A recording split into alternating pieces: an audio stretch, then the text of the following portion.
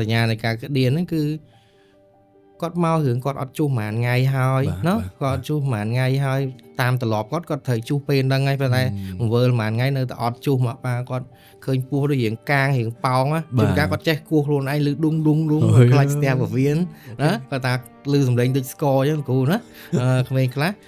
អត់ជួសមែនតែនទៅប៉ោងពោះកាងពេកអាចឲ្យគាត់មុំរៀងតឹងពោះបន្តិចគាត់គួរបើសិនយើងរករោគវិនិច្ឆ័យថាគាត់ពិតជាក្តៀនធម្មតាទេมันមានសញ្ញាស្ទះពវៀនมันមានមេរោគអីនៅពីលើហ្នឹងទេយើងអាចជួយសល់បដោះអាសន្នតាមរយៈការសល់គូគាត់នៅពេទ្យហ្នឹងបើមកពោះលង្កាងលង្ចាំងហើយណាចេញតសៃឲ្យកូនក្មេងទួយទេយើងគិតថាលាកពវៀនធ្ងន់ធ្ងរហើយករណីអញ្ចឹងมันអាចឲ្យឆ្នាំឲ្យបានទេតើមើលឈាមមើលអីជួយណាសារៈនៅពេទ្យគ្រូពេទ្យត្រូវមើលមួយថ្ងៃ3ដងដើម្បីឲ្យប្រកាសថាក្មេងហ្នឹងពិតជាមានសុខភាពណាវិញมันអាចថាជួសប្រហែលថ្ងៃក្នុងមួយអាទិត្យប្រហែលថ្ងៃមួយអាទិត្យទល់លាមកអីមើលសុខភាពលាមកទៅបូកជាមួយនឹងទម្លាប់របស់គាត់ในការជួសទៀងទាត់ដល់ពេលគាត់ទៅលែងសូវទៀងទាត់អាហ្នឹងយើងអាចគិតថាគាត់ទល់លាមកអីណាអូខេបាទចុះបើនៅក្នុងរូបភាពមួយថាជាចំណីអាហាររបស់គាត់ចុះតើគាត់ញ៉ាំចំណីអាហាររបៀបម៉េចទៅបានជាគាត់ទល់លាមកដែរបងចំណីអាហារឲ្យទល់លាមកគឺអាហារដែលខ្វះជាតិ fiber សំខាន់ណាយើងតែងតែឮគេនិយាយទាំងមនុស្សចាស់ទាំងងន់ក្មេងណាឲ្យញ៉ាំមាន fiber ជំនួយពោះវៀនជំនួយអីណាហើយជាតិ fiber ហ្នឹងវាយើងញ៉ាំចូលទៅវាអត់ស្រូបទៅណាទេវានៅក្នុងលាមកហ្នឹងហ្មងនៅក្នុងពោះវៀនយើងហ្នឹងហ្មងណាវីដេអូនេះនាំមកជូនដោយ Meet Dr. App Meet Dr. App គឺជាកម្មវិធីសប្តាហ៍ដែលជួយអ្នកទាំងអស់គ្នាស្វែងរកគ្រូពេទ្យមន្ទីរពេទ្យឬក៏ clinic ទៅតាមឯកទេសតែម្ដងអញ្ចឹងនៅពេលតែទៅព្យាបាលគឺច្បាស់លាស់ខ្លាំងមែនតើបាទហើយលើពីហ្នឹងអ្នកដែលមានកម្មវិធីសប្តាហ៍ Meet Dr. App ហ្នឹងណានៅពេលដែលទៅ clinic ដៃគូរបស់ Meet Dr. App គឺនឹងទទួលបានការបញ្ចុះតម្លៃពិសេសផងដែរ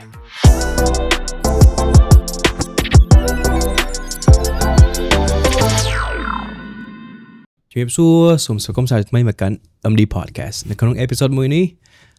ប៉ាម៉ាក់នឹងទទួលបានចំណេះដឹងថ្មីមួយទៀតហើយដែលចំណេះដឹងទាំងអស់ហ្នឹងគឺពាក់ព័ន្ធជាមួយនឹងការទល់លាមកហើយអ្នកដែលនៅអង្គុយខាងមុខខ្ញុំនេះគឺជាវិជ្ជបណ្ឌិតដែលគាត់ជំនាញខាងមែនទែនទៅលើបញ្ហាទាំងអស់ហ្នឹងហើយបញ្ជាក់ផងដែរ MD Podcast គឺបង្កើតដោយ Meet Dr. App ហើយរួមសហការជាមួយនឹងមន្ទីរពេទ្យកុមារ Mexican នៅក្នុងអេពីសូតមួយនេះចឹងកុំឲ្យខាត់ពេលយូរយើងទៅជួបចាំដិតទាំងអស់គ្នាតោះជំរាបសួរបងបាទជំរាបសួរខ្ញុំបាទចាំដិតវ៉ាន់ភិរុនរាល់ថ្ងៃជាគ្រូពេទ្យឯកទេសរោគកុមារដែលធ្វើការនៅមន្ទីរពេទ្យកុមារ Mexican ហើយរីករាយដែលបានជួបជាមួយនឹងតង់កម្មវិធី Meet Doctor ដើម្បីចែករំលែកចំណេះដឹងជាអនុសាសន៍ឬក៏ជាប្រយោជន៍មួយចំនួនដើម្បីឲ្យបងប្អូនយើងអាចយកជាប្រយោជន៍បន្តខ្លួនសម្រាប់កូនប៉ាម៉ាក់ទាំងអស់គ្នាបាទសូមអរគុណបាទបងអរគុណច្រើនមែនតើដែលបានចំណាយពេលវេលាមកជជែកគ្នានៅក្នុង MD Podcast នេះបាទហើយមុននឹងចាប់ផ្ដើមក៏ចង់ដឹងពីបងដែរថាតើបទពិសោធន៍ពីមុនមកជួបជំងឺច្រើនទេបងក្មេងៗយើងគ្រូពេទ្យកុមារអញ្ចឹងយើងជួបជំងឺកុមារលើសពី 98% ទេណាហ្នឹងហើយអាចមានជំងឺមនុស្សធំតិចតួចណាថ្ងៃជួបមានជំងឺស្ទឹងតែគ្រប់មុខណាហ្នឹងហើយភាគច្រើនអាចក្តៅខ្លួនគឺច្រើនជាងគេក្មេងមកក្តៅខ្លួនហើយបើយើងរមូលហេតុនៃក្តៅខ្លួនវាចែកជាកូនឈាមកូនពវៀនកូនចាញ់ឲ្យតែមានពាក្យគ្រុនគឺក្តៅហើយក្មេងណាខ្មែរយើងណាក្រៅពីក្តៅខ្លួនហ្នឹងមានអាលៀកពវៀនណាមានទល់លាមកណាមានរាគរូសអញ្ចឹងទៅផ្សេងផ្ដាសាយធំ RSV អាលៀកតសួតអាលៀកសួតណាកើតបោសកើតអាលៀកស្លាក់អាលៀកអញ្ចឹងគ្រប់ប្រភេទទាំងអស់អញ្ចឹងបើស្ដាប់មើលទៅលោកគ្រូគឺ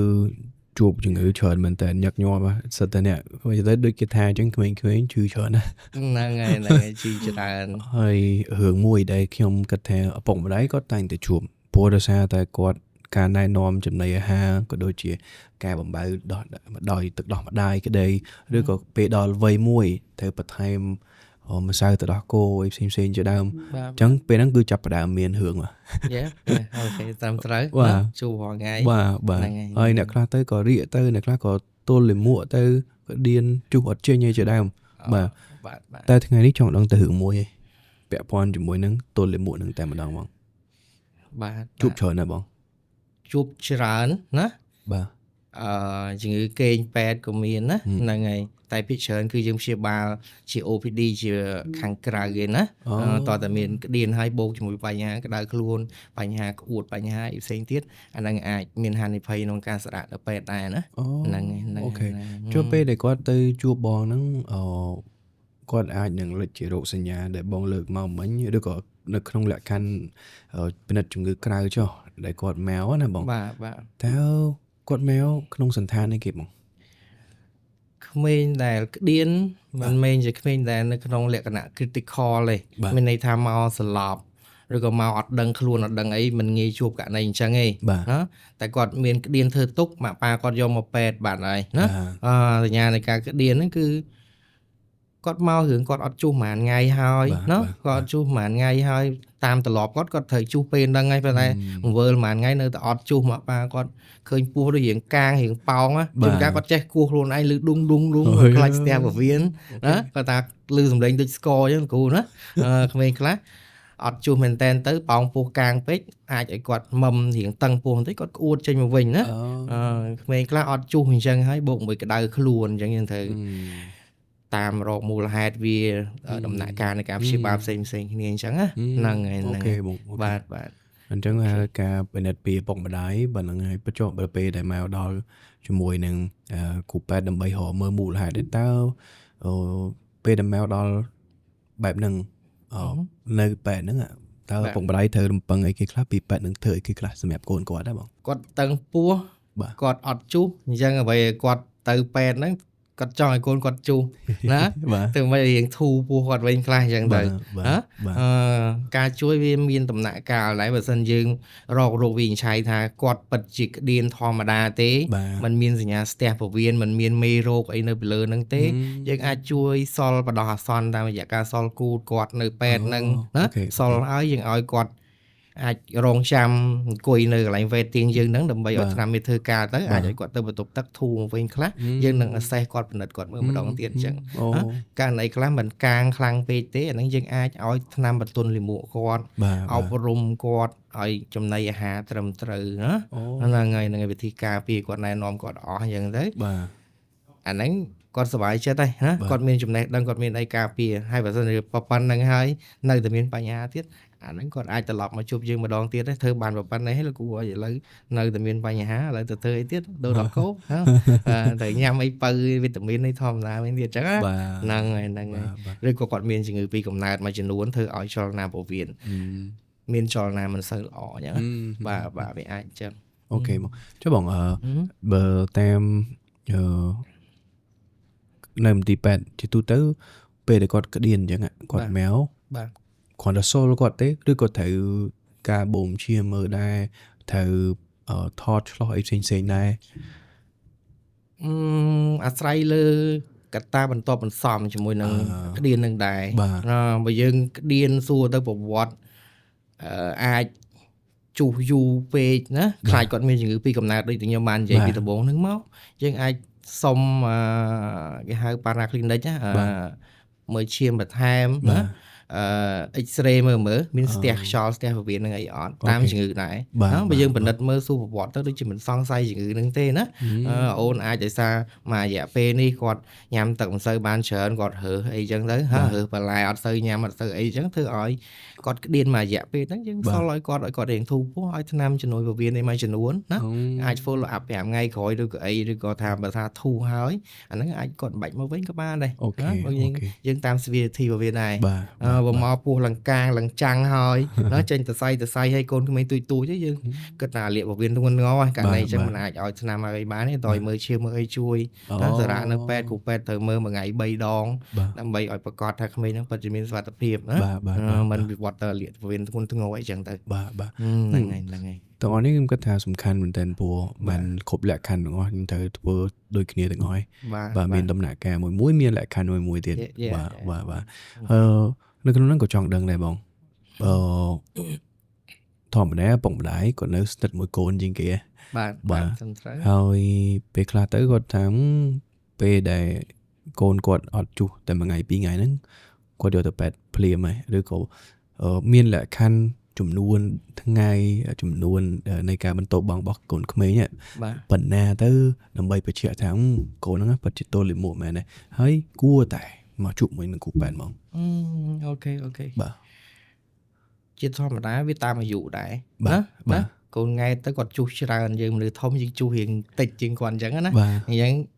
មែនតើទៅកូនថ្ងៃក្រមមួយអាទិត្យអាចជួសជំវិញ 4-5 ដងក្នុងមួយថ្ងៃណាលិមួកគាត់ក៏មិនរឹងក៏មិនដុំអីហ្មងដែរណាអាចជាផែណាជំមីអីចឹងទៅបើសិនជាធំដល់1ឆ្នាំអីហើយ2ឆ្នាំឧទាហរណ៍2ឆ្នាំអីជួសមួយថ្ងៃម្ដងឬក៏2ដងអញ្ចឹងទៅក្មេងខ្លះជួស2ថ្ងៃឬ3ថ្ងៃម្ដងដែរតាមធម្មជាតិរបស់គាត់มันអាចយកលេខហ្នឹងមកកំណត់ថានេះបាននេះប៉ុន្តែអ្វីដែលកំណត់បានជាសភាពនៃលិមួកវិញណាបើធម្មតាម៉ាក់គាត់មើលគាត់រៀងរាល់ថ្ងៃគាត់ជួសមកលិមួកដុំធម្មតាណាមិនក្រៀនពេកមិនរាកពេកអញ្ចឹងទៅដល់ពេលគាត់ខានជួស3ទៅ4ថ្ងៃហើយលិមួកគាត់ប្រែទៅជារឹងទៅជាពណ៌ខ្មៅពេលជួសហ្នឹងអូនធ្វើមុខដូចជារបៀបឈឺចាប់ក្នុងខ្លួនណាពិបាកក្នុងការជួសហ្នឹងចេញលិមួកមករឹងអញ្ចឹងទៀតអូខេកូនហ្នឹងសង្ស័យទល់លិមួកអីណាហ្នឹងហើយអាហ្នឹងនិយមន័យទល់លិមួកវាអញ្ចឹងណាបាទអញ្ចឹងត្រឡប់មកវិញมันអាចថាជួសប្រហែលថ្ងៃក្នុងមួយអាទិត្យប្រហែលថ្ងៃមួយអាទិត្យទល់លិមួកអីមើលសភាពលិមួកទៅបូកជាមួយនឹងទម្លាប់របស់គាត់ในការជួសទៀងទាត់ដល់ពេលគាត់ទៅលេងសូវទៀងទាត់អាហ្នឹងយើងអាចគិតថាគាត់ទល់លិមួកអីណាអូខេហ្នឹងហើយគឺទៅសាមញ្ញដែរសាមញ្ញស្រួលណាឪពុកម្ដាយគាត់ដឹងហ្នឹងទៀតណាគាត់ដឹងខ្លួនឯងហើយគាត់មើលកូនគាត់លិមួកមិនរាល់ថ្ងៃដល់ពេលដូរទៅជារឹងដល់ទៅជាមិនសូវជុះណាពីប៉ោងពោះកាងតិចតួចររឿងសង្ស័យទល់ហើយជាពោះហើយកូនហ្នឹងបើជួបពេទ្យអញ្ចឹងអាចអញ្ចឹងណាហ្នឹងហើយតែមុនជួបគ្រូពេទ្យយើងអាចជួយគាត់នៅផ្ទះបានខ្លះដែរណាហ្នឹងហើយអូខេបើកលេចទៅមកឆុងទៀតបើពាក់ព័ន្ធជាមួយនឹងយើងដឹងហើយកូនផ្ទាល់លិមួកមិញបងលើកមកដែរពាក់ព័ន្ធមួយនឹងបញ្ហាមួយចំនួនថាពេលខ្លះទៅដោយសារតែមានបញ្ហាសុខភាពរបស់កូនតាំងពីកំណើតមកធ្វើឲ្យស្ទាក់ធ្វើឲ្យទល់លិមួកឲ្យជាដើមតើមានលក្ខខណ្ឌអីផ្សេងទេដែលបង្កឲ្យមានការទល់លិមួកបែបហ្នឹងបងលក្ខខណ្ឌផ្សេងពីជំងឺពីកំណើតហ្នឹងបាទអាចមានលក្ខខណ្ឌផ្សេងណាលក្ខខណ្ឌចំណីអាហាររបស់គាត់លក្ខខណ្ឌអាយុរបស់គាត់ណាលក្ខខណ្ឌជាតិទឹកក្នុងខ្លួនរបស់គាត់ទម្លាប់របស់គាត់ផ្សេងអញ្ចឹងណាអាចឲ្យគាត់ទល់លិមួកក្នុងរយៈពេលខ្លីណាមួយអញ្ចឹងទៅណាបើពីកំណើតមកវាមិនអាចខ្លីហើយជាទៅវិញទេវាត្រូវតែយូរហើយណាបាទចុះបើនៅក្នុងរូបភាពមួយថាជាចំណីអាហាររបស់គាត់ចុះតើគាត់ញ៉ាំចំណីអាហាររបៀបម៉េចទៅបានជាគាត់ទល់លិមួកដែរបងបាទតាក់ទងមួយចំណីអាហារជាទូទៅយើងណែនាំហើយក្រោម6ខែឲ្យញ៉ាំទឹកដោះម្ដាយតែមួយមុខគត់ណាឬក៏ទឹកដោះគោអញ្ចឹងទៅលើសពី6ខែបានយើងចាប់ផ្ដើមនិយាយអំពីចំណីអាហារព្រោះយើងផ្ដល់បន្ថែមចាប់ពីអាយុ6ខែទៅហ្នឹងណាទឹកចំណីអាហារឲ្យទល់លិមួកគឺអាហារដែលខ្វះជាតិ fiber សំខាន់ណាយើងតែតែឮគេនិយាយទាំងមនុស្សចាស់ទាំងក្មេងណាឲ្យញ៉ាំមាន fiber ជំនួយពោះវៀនជំនួយអីណាជាតិ fiber ហ្នឹងវាយើងញ៉ាំចូលទៅវាអត់ស្រូបទៅណាទេវានៅក្នុងលិមួកហ្នឹងហ្មងនៅក្នុងពោះវៀនយើងហ្នឹងហ្មងណាវីដេអូនេះនាំមកជូនដោយ Meet Doctor App Meet Doctor App គឺជាកម្មវិធីសប្តាហ៍ដែលជួយអ្នកទាំងអស់គ្នាស្វែងរកគ្រូពេទ្យមន្ទីរពេទ្យឬក៏ clinic ទៅតាមឯកទេសតែម្ដងអញ្ចឹងនៅពេលតែទៅព្យាបាលគឺច្បាស់លាស់ខ្លាំងមែនតើបាទហើយលើពីហ្នឹងអ្នកដែលមានកម្មវិធីសប្តាហ៍ Meet Doctor App ហ្នឹងណានៅពេលដែលទៅ clinic ដៃគូរបស់ Meet Doctor App គឺនឹងទទួលបានការបញ្ចុះតម្លៃពិសេសផងដែរអញ្ចឹងវាទាញទឹកពីពោះវៀនមកឲ្យលិមួកយើងនៅសើមនៅនឹងរហូតអញ្ចឹងណាមានចេកណាសំខាន់ជាងគេអ្នកទល់លិមួកពេទ្យឲ្យញ៉ាំចេកញ៉ាំល្ហុងអានោះមាន fiber ច្រើនក្រៅពីនេះមានក្រូចមានអីឲ្យតែអាហារសរសៃចាប់ផ្ដើមឲ្យគាត់ញ៉ាំបានហើយណាបើមិនជាគាត់នៅខ្ចីពេកមិនទាន់អាចទៅពីមិនទាន់អាចអីយើងអាចជាក្លុកក៏បានហត់ពីហ្នឹងយើងអាចគៀបជាទឹកផ្លែឈើជា juice fruit juice grape juice orange juice ណាទឹកដោះទឹកផ្លែឈើទាំងអស់ហ្នឹងអាចជួយគាត់បានណាលើពីហ្នឹងទៀតបើគាត់ទទួលទានទឹកអត់គ្រប់គ្រាន់ក៏អាចឲ្យទល់លិមួកនឹងដែរណាជាទឹកសាមិចមិនគ្រប់គ្រាន់ឲ្យគ្រូតង់មួយថ្ងៃញ៉ាំទឹក1លីត្រ2លីត្រណា2លីត្រទៅ3លីត្រចឹងទៅកូនក្មេង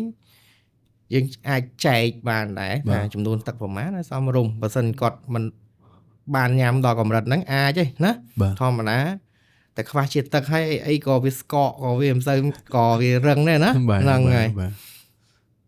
បើយើងលេងបាល់រត់តែ3ជុំហ្នឹងប្របែមាត់យើងចាប់ផ្ដើមស្ងួតទឹកមាត់យើងលែងសូវមានលែងសូវអីមានន័យថាខ្វះជាតិទឹកពោះវៀនយើងក៏វាស្កកក៏អីតាមហ្នឹងអញ្ចឹងទៅអញ្ចឹងធ្វើម៉េចឲ្យញ៉ាំទឹកគ្រប់គ្រាន់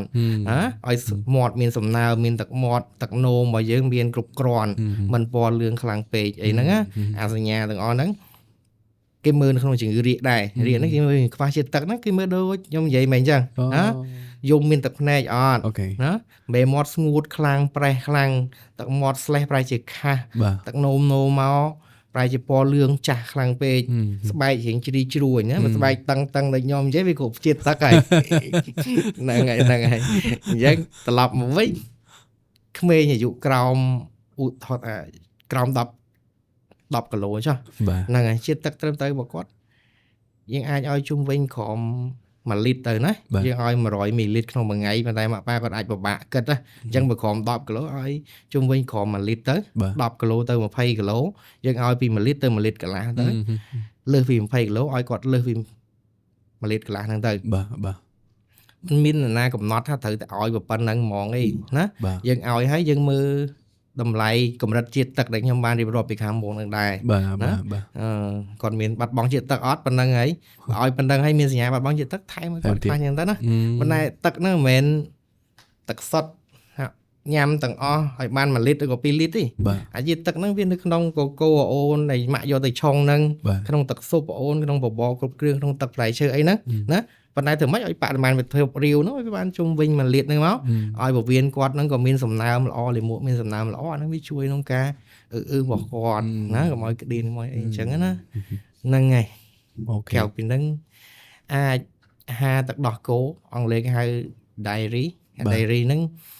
អាចធ្វើឲ្យទល់លាមកណាវាអត់មានជាតិ fiber សរុបមកវិញគឺយើងត្រូវការ fiber អានៅក្នុងទឹកដោះគោនៅក្នុង cheese នៅក្នុង ice cream ដែលមានទឹកដោះគោគាត់ហ្នឹងគឺអត់មានជាតិ fiber អីទេអញ្ចឹងញ៉ាំទៅគឺខាប់ធ្វើឲ្យលាមកគាត់រៀងរឹងអញ្ចឹងបាទអូខេអាចមានចំណុចចឹងឆ្អែតបាទបើស្ដាប់ទៅយល់បានច្រើនថាអ្នកមើលកូនដែលអត់ដនចេះបាទខ្ញុំគាត់ថាចំណុចទាំងអស់នេះគួរតែដឹងហើយបាទគួរតែដឹងហើយព្រោះអត់ដឹងទេឆ្ងល់ហើយមិនបានកូនទៅវាអត់ជួសអត់អីចឹងហើយអត់បានសាក់លបងទៅលើវិធីសាស្ត្រផ្សេងៗទេបាទចុះបងមិញខ្ញុំឮចាប់អារម្មណ៍ឮមួយទៀតដែរពាក់ព័ន្ធជាមួយនឹងទម្លាប់ទម្លាប់បន្ទោបងអីអូទម្លាប់បន្ទោបងហ្នឹងរៀនបន្ទោបងណាបាទហ្នឹងហើយអាហ្នឹងវាជាដំណាក់កាលមួយក្នុងការជួយកូនក្មេងដែរណាកុំឲ្យគាត់មានហានិភ័យវិវត្តទៅជាការទល់លាមកតន់ណាគេថាធ្វើអីធ្វើឲ្យគាត់តាំងពីក្មេងទៅឲ្យគាត់ចេះពីក្មេងទៅកុំឲ្យត្រឡប់អាក្រក់ពេលធំទៅណាអាការបន្ទោបងហ្នឹងក៏យើងត្រូវបរៀនគាត់ពីទូចដែរពុតគាត់ពីទូចទៅ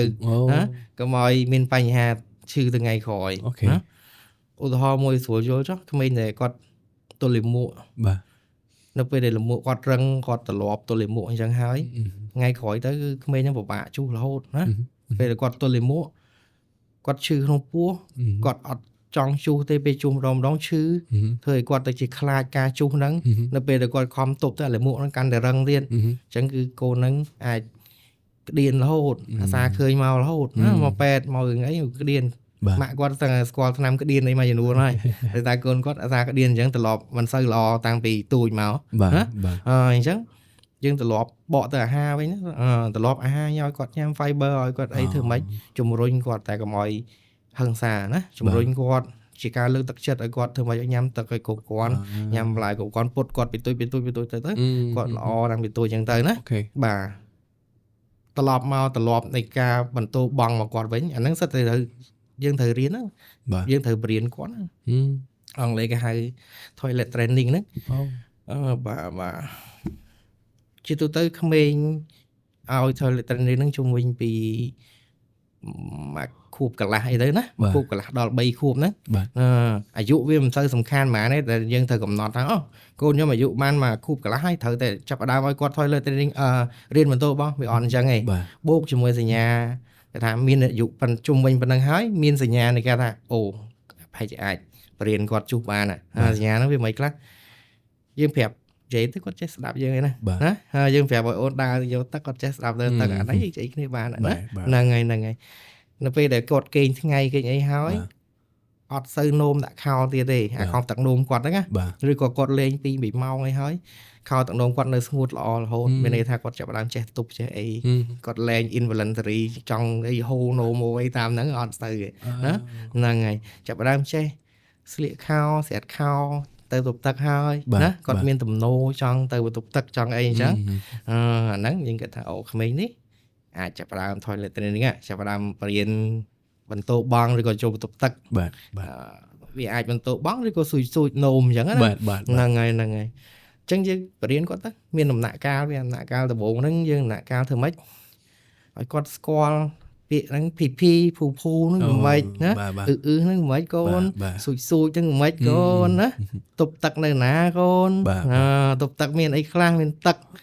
មានប្រគុណមានម៉ាស៊ីនបោកក្អាវអីជាបរៀនអញ្ចឹងណាឲ្យគាត់ family ស្គាល់អាហ្នឹងហើយក្រោយមកចាប់ផ្ដើមយើងធ្វើទៅរាប់ឲ្យគាត់នៅពេលយើងអង្គុយលើចានប្រគុណអង្គុយអីគាត់នៅនឹងដែរគាត់ឃើញយើងដូចយើងបរៀនអានអញ្ចឹងណាយើងអានសភៅអានអីគាត់ឃើញអញ្ចឹងគាត់មិនអាចថាមិនស្គាល់អានឹងការអានទេហើយអញ្ចឹងអាការចូលទប់ទឹកក៏ដូចគ្នាយើងឲ្យគាត់ស៊ំផ្នែកស៊ំអីអញ្ចឹងទៅម៉ាក់ប៉ាអង្គុយលើកន្លែងហ្នឹងអាហ្នឹងគេហៅប្រគុណណាអង្គុយលើហ្នឹងអញ្ចឹងណាគាត់ស្គាល់គាត់អីហើយយើងចាប់ផ្ដើមទិញអីវ៉ាន់ទិញអីមកទៅកន្លែងម៉ាតគុណក្មេងដើម្បីទិញប្រគុណទូចមួយសម្រាប់គាត់អង្គុយណាយើងរៀបចំ position គាត់ឲ្យល្អអង្គុយឲ្យគាត់មានសុវត្ថិរបៀបថា comfortable ជាមួយនឹងកៅអីហ្នឹងជាទៅ position កន្លែងរបៀបអង្គុយហ្នឹងគឺគេឲ្យក្មេងហ្នឹងលើកជើងរៀងខ្ពស់បន្តិចយើងអង្គុយលើហ្នឹងហើយយើងលើកជើងទៅធ្វើឲ្យមានរំញោចនៃការចង់ជុះដែរណាហ្នឹងហើយគាត់ស៊ាំគាត់អីល្អហើយចាប់ផ្ដើមឲ្យគាត់សាករៀនណាឲ្យគាត់សាករៀនចាប់ផ្ដើមដំបូងអង្គុយទាំងខោទាំងអាវទៅតបមកយើងអាចស្រាក់ខោឲ្យស្លៀកតែខោទឹកនោមហ្នឹងទៅតែនឹងអង្គុយលើប្រគុណហ្នឹងដែរក្រោយមកទៀតយើងចាប់ផ្ដើមឲ្យគាត់ស្រាក់ឲ្យគាត់អង្គុយឲ្យគាត់អង្គុយឬក៏នោមហ្នឹងហើយតែអត់មានចេញអីមកសោះអាហ្នឹងជារឿងធម្មតាទេយើងមិនបាច់បន្ទោសគាត់មិនទៅអីទេណាឲ្យគាត់ស៊ាំឲ្យគាត់ត្រឡប់អញ្ចឹងទៅប៉ុន្តែយូរទៅគាត់អាហ្នឹងវាក្នុងដំណាក់កាលគាត់រៀនសូត្រគាត់មានទៅតន់ចេះភ្លាមត្រូវការរយៈពេលមកចំនួនទៅគាត់អាចចេះចាប់ផ្ដើមចេះចាប់ផ្ដើមដឹងចាប់ផ្ដើមនោមធ្វើអាហ្នឹងរៀងរាល់ថ្ងៃឲ្យវាខ្លាយទៅជាទម្លាប់ថាដល់ម៉ោងគាត់ដឹងបាទណាជាទូទៅគេធ្វើម៉ោងញ៉ាំបាយហើយហើយនៅម៉ោងមុនចូលគេងគាត់ញ៉ាំបាយហើយគាត់ដឹងញ៉ាំបាយហើយទៅទប់ទឹកស្អែកឡើងញ៉ាំបាយហើយទៅទប់ទឹកអង្គុយនៅហ្នឹងបើមិនបានយូរបាន4-10នាទី2នាទីអីក៏យកទៅហើយសរសើរគាត់ទោះជាមិនមានអីចេញមកតែថាឲ្យគាត់ហ្នឹងក៏ដោយសរសើរគាត់ធ្វើបាន2នាទីថ្ងៃនេះស្អែកឡើង5នាទី10នាទី high five ឬក៏មានការឲ្យរង្វាន់អីចឹងណាឲ្យគាត់សុវ័យចិត្តនៅហ្នឹងថាទោះជាជួបមិនបានតែគាត់ជោគជ័យណាហ្នឹងហើយពេលដែលគាត់ជោគជ័យនៅពេលយើងឲ្យជួសនៅប្រគុណហ្នឹងហើយ toilet training ហ្នឹងហើយចាប់ផ្ដើមដកខោទាំងដុំចេញដកខោទាំងដុំចេញឲ្យគាត់ស្លៀកជាខោ underwear ណាខោក្នុងវិញខោក្នុងអាដំណាក់កាលហ្នឹងវាពេកបាច់បន្តិចបាទណា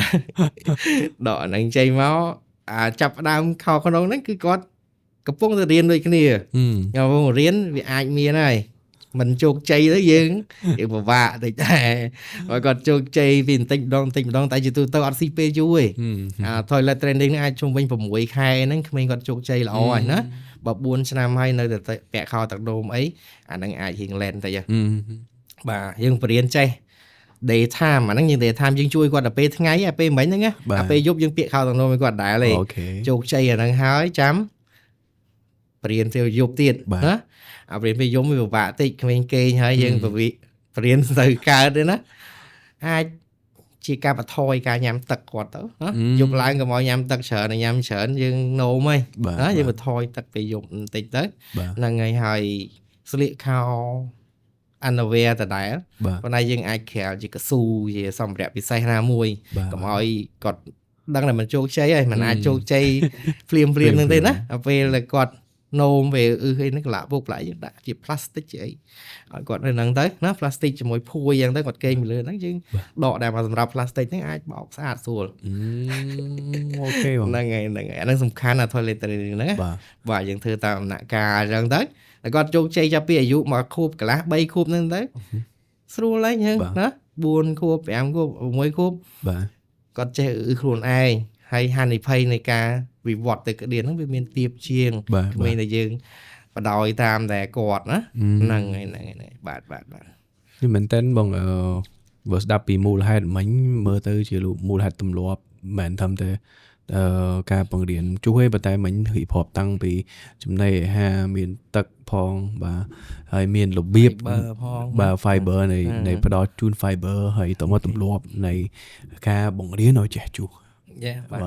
hay bữa đạp mơ tới khơi thả bụng bà đại khác tụi mày mình thường thòng bà đá thế nó như trước bà đấy tịnh nôm mày có thể đô lỗ đây club bờ sẽ ở bàn bẻ tiết và đòi gọi luôn ấy nhọt trục cháy và hình vần một đại và áp ấy nó vì vọt tới gì mero lời nôm lời ấy vọt tiết ok để chu rồi bà hai màn tin nó là liệu cô lang cả hôm lại nó không lì mụ vô miền on zim về miền mero của mày cho luôn đã tới cắt sạch nó cái hai nẹp pi ra nữa anh nẹp pi ra vì cả nó ven ngay vì cả phụ mày để rịa chờ nên tầm bật đó nó rịa chờ tới lì mụ nơi pin và bạch phải nâng pết thưa ó là liệu cô nâng thì tại bây giờ ngọt ban thôi là training là o tế con mình còn ai chu hiện dục là ngọt chu còn ấy nó áp nữa ấy chẳng tới việc liệt đôi chữ khăn hiền á chẳng ấy ok chẳng bờ mơ khơi bị bánh hà được nói cứ chia bánh hà đôi chia mình không bị tệ còn tại lấy từ mơ bị từ bốn tị để bóng bàn phép thế họ bị khai thế ai cho máu chỉ sẵn than thỏng đà tê hay khai tiết vì ai miền cả ta mà chấm luôn để ai bị thôn tạm đan tao vừa thôn nắng bọn ai lực tị mà nên vì ai thôn tao đo nào đấy bọn này ngày thôn ai thôn một pot cứ thưa hỏi quạt ở liệp phổ biến của tổng bộ phổ biến của prai thì chia lùi và đói nè này ngày ô tô hơi chỉ người muối cho nào phổ biến bọn con đại cái lại nào muối cho nào phổ biến với việc đôi sải phượng mới nhớ to cái này tăng bị mọt chỗ đó có pe rồi đó rôn cột như thế nó pe là miền Pành Hà đồng bọn là mùi stea bên đây thằng lại nó ngọt miền cho là chúng tôi nhảy có cái trạ vào biển cái trại như thế nó là một nơi tôi nơi trong pu năng pin năng từng ó nó nhà mày tới uột vọ tranh một bên chung mọt tranh stea nơi năng đóแต่สเตียให้เมโรไอ้เป็นnơi nặng từng óเอาôn vì vọt chỉ cái đời luôn càng pu bong pu kháng thời cả về cạt nó về cạt toàn mê hộ chlong châu không chiếm ai pa po đó chỉ vật ấy mà đó dần là ngày uột kháng pe ấy kháng pe mà do một pe toàn ôn bật bong chỉ tật nó mà bị khai ngay máu uột ọt châu phong ấy phong ai bật bong chỉ tật miền Pành Hà tam phới của ai tha bạn đây nó nâng ngày Pành Hà bật bóng chít tật Pành Hà chlong mê rô Pành Hà ai phá chít score mà đại tới cái uột miền chít score mà bên này này step vào viện lì mụ lòng pinh phu càng oi nè nhìn chẳng á ok nâng ngày chẳng bờ sân gì dương đạp ở bia sầm mánh cứ sầm mánh tại bờ miền hướng thoáng còn nơi từ miền hướng từ nguồn chẳng bờ sân gì bụng ở đây để còn mơ videoแบบนี้เฮ้ยกดยูตำรองแบบนี้กูเธอเตอแปดพลิมแบบบานมนจึงก้าวปีบานชวนมันเต้นอย่างหอยนะกูกดไอ้ดังvìการะฮะการะขู่ถนัดไม่การะสูไม่นะกดดังคนไหนกดไอ้ใจเลยแล้วก็เมียนเนี่ยจัดคางเมียนบองปโอđấyก็เคยcô đấy là cô ấy điểm sờ sủa lên hả càng pu hay đi dùng mà nhau mà nhớ đó lên gồm lên kênh sẽ là tụm rong cô ấy đi côn chữ này điểm sờ sủa việc lo ấy nó có này đang nhớ đó bà nó có ai chui con man chờ này bà này hè bị nhóm cách theo tờ lơ trong đại đăng môi ní bẹ pon tôi thế tôi lì múa pon đây chia trong đại đăng môi là sầm khăn đại quạt thua càng nghe tự hoànประจำทั้งไงว่าโจปีบ้องเตอร์แต่เมียนไอ้ปัทไทม์ปีเลอจนหน่อยแต่บ้านจะใจยังไงได้บ้อง មានតែរំលឹកឡើងវិញណាទួលលីមួវាតាក់ទងមួយទម្លាប់បងអូនណាតាក់ទងមួយអាហារអូនហើយយើងដឹងពេលណាគ្រោះថ្នាក់ពេលណាធម្មតាណាมันមានវ៉ាក់សាំងអីចាក់ការពារទល់លាមកទេប៉ុន្តែហ្នឹងហើយប៉ុន្តែវ៉ាក់សាំង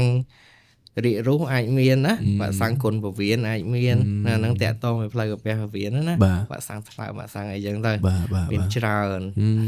អាហ្នឹងយើងត្រូវការពារដែរណាយើងការពារខាងក្រៅមួយកូនយើងផ្ទាល់ខ្លួនប៉ុន្តែយើងត្រូវទទួលវ៉ាក់សាំងពីអ្នកវិទ្យាសាស្ត្រពីអ្នកអីមកដើម្បីការពារឲ្យបានគ្រប់គ្រាន់ទាំងអស់ចាក់វ៉ាក់សាំងនេះវាការពារមិនបានទាំងអស់ទេវាការពារតែមេរោគដែលកាចដែលធ្វើបាបប្អូនអាចឲ្យស្លាប់អីបានអញ្ចឹងណាហ្នឹងហើយអូខេបងអញ្ចឹងខ្ញុំគិតថាយើងមានប៉ុណ្ណេះដែលជាទុននៃចំណេះដឹងមួយសម្រាប់ឪពុកម្ដាយថ្មីបាទឬក៏អ្នកដែលទៅតែកំពុងពោពោះបាទឬក៏អ្នកដែលធៀមបាទយកគ្រួសារបាទទាំងអស់នេះគឺជារឿងដែលសំខាន់ដែលពួកគាត់ຕົកជាចំណេះដឹងនៅក្នុងខ្លួនហើយធៀមខ្លួនមើលថែកូនទាំងអស់គ្នាបាទអញ្ចឹងពីខ្ញុំគិតថាមានតែប៉ុណ្្នឹងទេ